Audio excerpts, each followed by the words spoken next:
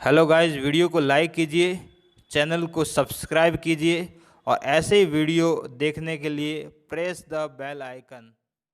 Guys, एक बार फिर से ACL के ऑनलाइन प्लेटफॉर्म में आप सभी का स्वागत करता हूं। जैसा कि आप सभी जानते हो, हमने 12th केमिस्ट्री के फर्स्ट यूनिट ठोस अवस्था का दो जो पार्ट है वो अवेलेबल करवा दिए हैं। आज हम उसी लेक्चर को आगे बढ़ाते हुए, उसी यूनिट को आगे बढ़ाते हुए आज की क्लास के अंदर पार्ट 3 के अंदर हम लोग ठोस की सबसे छोटी इकाई मात्रक कोशिका के बारे में डिस्कस करेंगे, जिसे एकक कोशिका या यूनिट सेल भी कहते हैं। तो मात्रक कोशिका जो कि ठोस के जो क्रिस्टल जालक होता है उसकी सबसे छोटी इकाई होती है, जिसकी बार बार पुनरावृत्ति होने से क्रिस्टल जालक का निर्माण होता है। तो सबसे छोटी इकाई जिसे एकक कोशिका, मात्रक कोशिका या यूनिट सेल कहा जाता है, उसके बारे में डिस्कस करने वाले हैं और साथ ही उनके वर्गीकरण के बारे में पढ़ेंगे। आपको बता दूं, इसके अंदर से 1 नंबर का क्वेश्चन बनने की संभावना रहती है और साथ ही साथ ठोस को समझने के लिए बहुत ज़्यादा इम्पोर्टेंट रहती है। तो चलिए स्टार्ट करते हैं। स्क्रीन के ऊपर आपको दे रखा है, यह आपकी मात्रक कोशिका है। मात्रक कोशिका जो होती है वो ऐसी छोटी इकाई होती है, ऐसी त्रिविमीय इकाई होती है, 3D होती है ये, जिसकी बार बार पुनरावृत्ति होने से क्रिस्टल जालक का निर्माण होता है। इसे हम लोग यूनिट सेल भी कहते हैं। और इसके कितने पैरामीटर होते हैं? पैरामीटर जो होते हैं वो 6 पैरामीटर होते हैं, पहले हमने बता दिया है। अब 6 को कैसे 2 भागों में डिवाइड किया हुआ है। पहला जो होता है उसे कहते हैं अक्षीय लंबाई, और दूसरा जो भाग होता है पैरामीटर का वो होता है अक्षीय कोण। अक्षीय लंबाई 3 होती है, A, B और C। इसी प्रकार से कोण भी 3 होते हैं, अल्फा, बीटा और गामा। इस प्रकार से टोटल पैरामीटर तो होते हैं 6। और कितने प्रकार के होते हैं तो आपको पूछे तो आपको याद रखना है 2 प्रकार के होते हैं, अक्षीय लंबाई और अक्षीय कोण।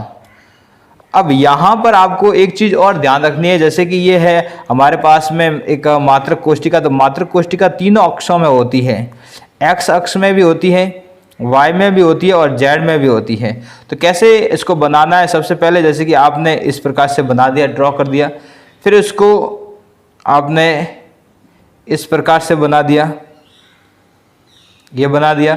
अब आपको यहाँ से जोड़ना है, इधर से जोड़ना है, तो ये एक मात्रक कोशिका बन जाएगी। इसके 3 अक्ष हैं, तो एक लंबाई तो आपकी अल्फा हो जाती है, सॉरी A हो जाती है, एक B होगी और एक हो जाएगी C। जैसे कि ये लंबाई A, ये लंबाई B और ये जो खड़ी लंबाई है उसको C। 3 लंबाई है, अक्षीय लंबाई, 3 पैरामीटर तो ये हो गए। अब जो A लंबाई है उसके सामने वाला जो कोण होगा उसको हमें अल्फा कोण मानना है, B के सामने वाला कोण बीटा कोण और C के सामने वाला गामा कोण। तो इस प्रकार से 6 पैरामीटरों के बारे में आपको जानकारी रखनी है। और ये एक ऐसी छोटी इकाई है, ऐसी त्रिविमीय छोटी इकाई है जिसकी बार बार पुनरावृत्ति होने से क्रिस्टल जालक का निर्माण होता है। नेक्स्ट आगे बढ़ते हैं। हम मात्रक कोशिकाओं का वर्गीकरण पढ़ रहे हैं और एक मात्रक कोशिका बंद कमरे के समान भी हो सकती है, मान सकते हो। तो मात्रक कोशिका जो है उसका हम वर्गीकरण पढ़ रहे हैं।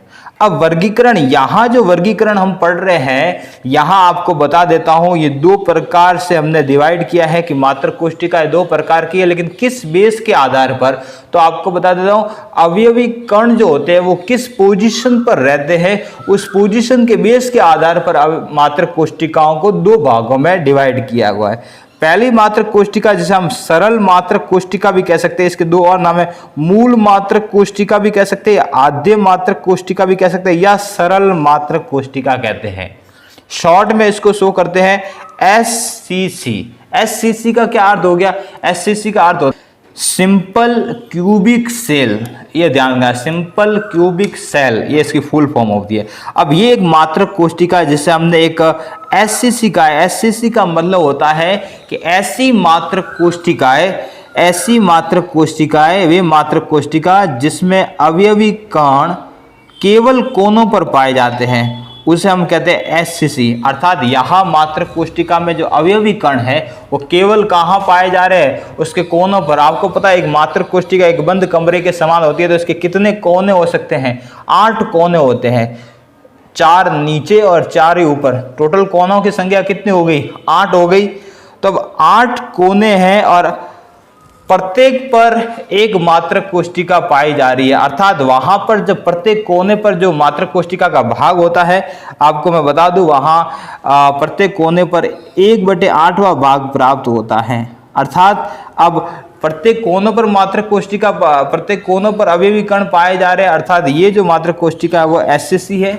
अब यहाँ पर अवयवी कणों की बात करें और अवयवी कणों की जो संख्या होती है उसे जेड से प्रदर्शित करते हैं। याद रखना, न्यूमेरिकल में आपको कभी कभार प्रश्न पूछा जाता है कि अवयवी कण एससीसी में कितने होते हैं, तो एससीसी में अवयवी कण कैसे कैलकुलेट करते हैं बता रहे हैं। यहाँ अवयवी कण कहाँ पर पाए जाते हैं? केवल कोनों पर।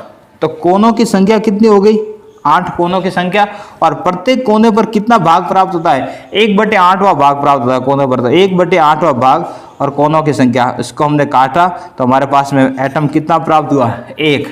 अर्थात एससीसी में अवयवी कणों की संख्या 1 होती है, क्योंकि पार्टिकल केवल कोनों पर होता है और एक कोने पर 1/8वां भाग प्राप्त होता है। तो हमने कैलकुलेट किया तो हमारे पास में कितना पार्ट प्राप्त हुआ? अर्थात 1 एटम के बराबर इसमें पार्ट पाया जाता है।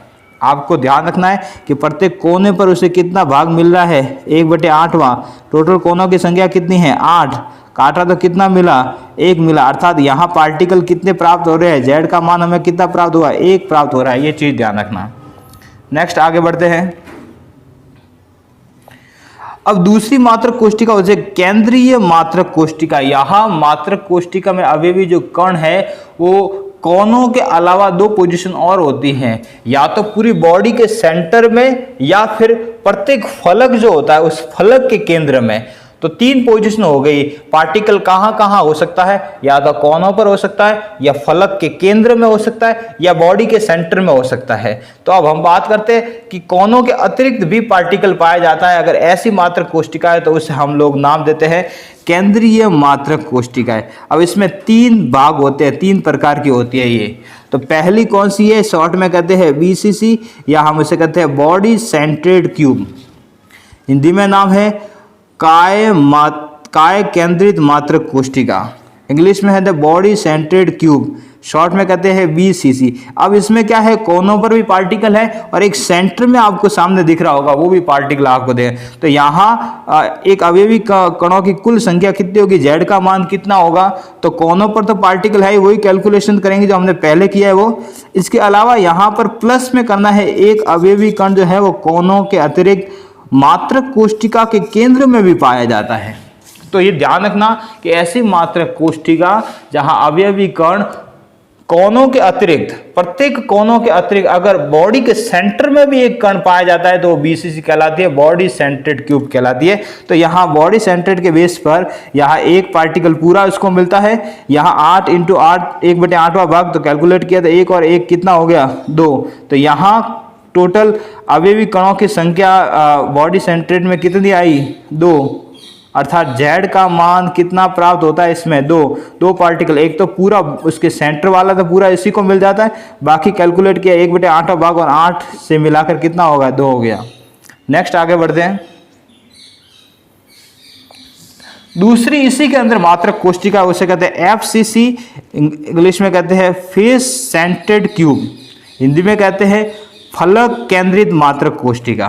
अब यहाँ क्या हो रहा है? आप लोग देख रहे हैं इस मात्रक कोशिका प्रत्येक कोनों पर 8 कोनों के अलावा 6 फलक होते हैं और प्रत्येक फलक के सेंटर में भी एक पार्टिकल पाया जाता है। जब भी फलक में होता है तो वो पार्टिकल उस मात्रक कोशिका को आधा प्राप्त होता है। एक पूरा गोला है उसको आधा डिवाइड हो जाए, आधा उसको मिलता है, आधा इसको मिलता है। इसका मतलब एक बार हमें ये ध्यान रखना है कि वे मात्रक कोशिका जिसमें अवयवी कण कोनों के अतिरिक्त प्रत्येक फलक के केंद्र में भी पाया जाता है उसे कहते हैं एफसीसी। ध्यान रखना, मेन इंपॉर्टेंट एफसीसी, जिसमें प्रत्येक फलक के कोनों, प्रत्येक फलक के केंद्र में भी पार्टिकल पाए जाते हैं। अब इसमें कैसे कैलकुलेशन करेंगे, जेड का मान कैसे निकालेंगे, अवयवी कणों की कुल संख्या कैसे निकालेंगे इसमें, तो कोनों पर तो है ही, साथ में कहां पर है, प्रत्येक फलक के केंद्र में भी है। कोनों की संख्या 8 और 1/8वां भाग प्लस फलकों की संख्या 6 और आधा भाग। तो ये डिवाइड किया तो 1 मिला और ये डिवाइड किया, ये हमने कैलकुलेट किया तो 3 मिला।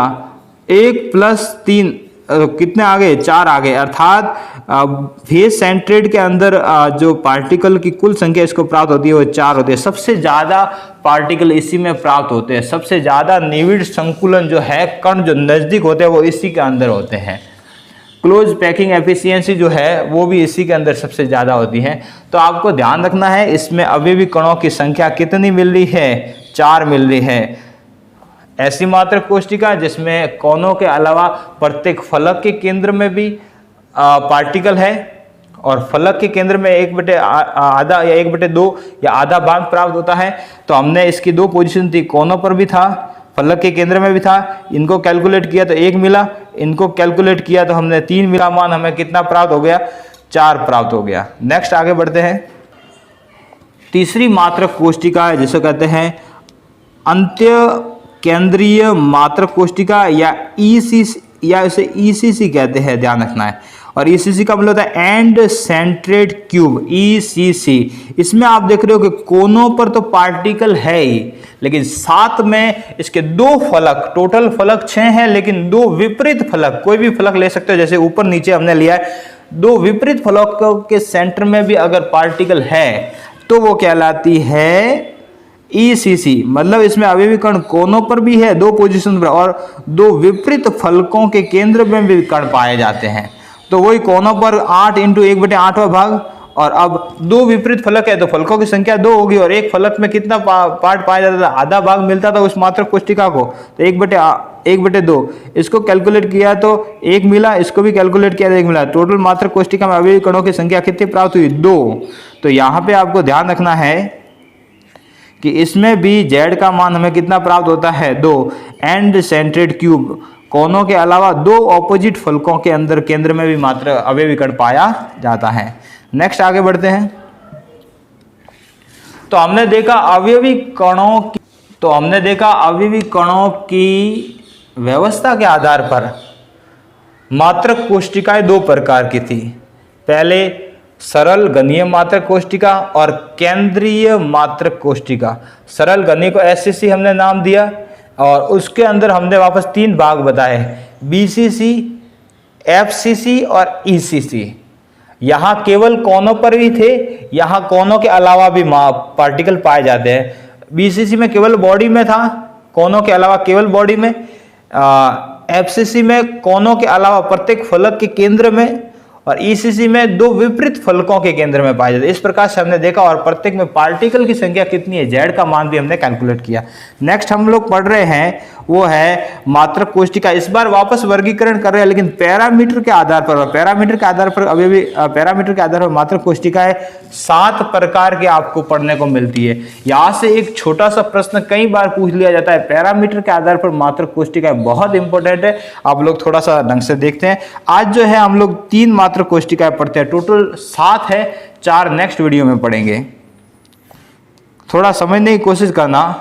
पहली जो है वो घनीय है, दूसरी है द्विसम लंबाक्ष, द्विसम 2 समान लंबाई वाले, टोटल 3 लंबाई है, तो यहाँ 2 समान लंबाई द्विसम लंबाक्ष, और तीसरी है विषम लंबाक्ष, मतलब सभी अलग अलग है। द्विसम लंबाक्ष का एक दूसरा नाम और इंपॉर्टेंट है चतुष्फलकीय। तो पहले तो 3 कौन कौन से पढ़ने जा रहे हैं, घनीय मात्रक कोशिका, द्विसम लंबाक्ष और विषम लंबाक्ष। द्विसम लंबाक्ष का एक और नाम हमने क्या देखा, चतुष्फलकीय, और ये एग्जाम में पूछा गया है, ध्यान रखना, इसे इंपॉर्टेंट रखना। तो घनीय ऐसी मात्रक कोशिका है जिसके अंदर पैरामीटर जो है, आपको देखो पहले तो इसको इमेज करना है कि समझने के लिए। पैरामीटर को आप लोग रट नहीं सकते हो, आपको समझ सकते हो। तो जैसे कि घनीय मात्रक कोशिका आपने पासा देखा होगा, पासा जो होता है उसके अंदर तीनों भुजाएं जो होती है, मतलब ए भुजा, बी भुजा और सी भुजा, तीनों भुजा एक जैसे होते हैं, तीनों भुजाओं की जो लंबाई होती है सेम होती है। तो पाशा जो होता है आप लोगों ने देखा होगा, वो जो होता है वो सरल घनीय मात्रक कोष्टिका होती है, अर्थात उसके अंदर पैरामीटर अब आपको पता चल रहे हैं कैसे कि A equal to B equal to C, तीनों लंबाई समान है और तीनों कोण जो होते हैं वो भी समान है, तीनों लंबाई भी समान है और तीनों कोण भी समान है। तीनों कोण कितने हैं? 90 डिग्री के हैं।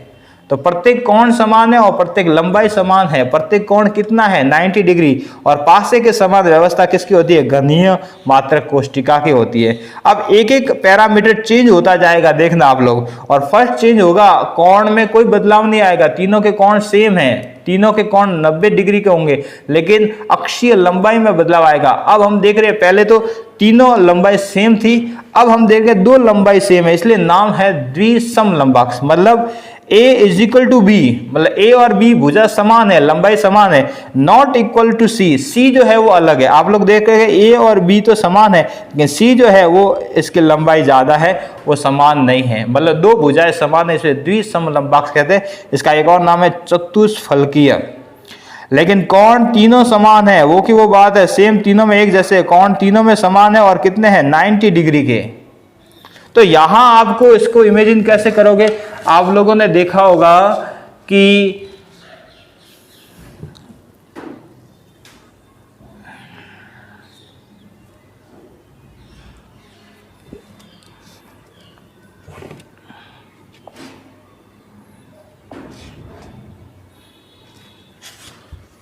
आप लोगों ने देखा होगा कि जो पासे को आप इमेज करो, अगर थोड़ा सा उसको लंबाई एक भुजा बढ़ा दी जाए तो दो भुजा जो है वो सेम है, लेकिन तीसरी भुजा क्या हो जाएगी? लंबी हो जाएगी। आप लोगों को पता चल रहा है तीनों कोण सेम है, सिर्फ लंबाई में बदलाव आया है। ठीक है, ये ध्यान रखना। और तीसरा हमारा लास्ट है विषम लंबाक्ष, तीनों लंबाई अलग है। A not equal to B and not equal to C, मतलब तीनों लंबाई अलग अलग है, लेकिन कोण यहाँ पे भी सेम है, 90 डिग्री के हैं। तो आप लोगों ने देखा यहाँ तीनों लंबाई अलग है। विषम लंबाक्ष का एग्जांपल बता रहा हूँ, जैसे कि आपने माचिस देखी होगी, या फिर आप कह सकते हैं जो आप लोग रबर वगैरह यूज करते हो, उसके अंदर आप देख सकते हो कि तीनों लंबाई जो है वो अलग अलग प्राप्त होती है। ए भी अलग होती है, बी भी अलग होती है, सी भी अलग है, तीनों की लंबाई अलग अलग होती है, इसे कहते हैं विषम लंबाक्ष। तो आपको बिल्कुल ढंग से इसको समझना है। यहाँ आपको पहला घनीय, तीनों लंबाई समान, दो लंबाई समान और तीनों लंबाई अलग अलग, बाकी तीनों के कोण जो है वो समान है। तीनों में सेम बात क्या है? कोण समान है और तीनों के 90 डिग्री कोण पाए जाते हैं। तो पैरामीटर जो है वो एग्जाम में कई बार पूछ लिया जाता है नाम के आधार पर, और एग्जाम्पल अगर हो सके तो आप लोग याद रख सकते हैं कि एग्जाम्पल NaCl या KCl है, टीन डाइऑक्साइड या फिर टाइटेनियम डाइऑक्साइड, इसके अलावा पोटेशियम नाइट्रेट वगैरह, ये इसके एग्जाम्पल है। नेक्स्ट आगे पढ़ेंगे। धन्यवाद।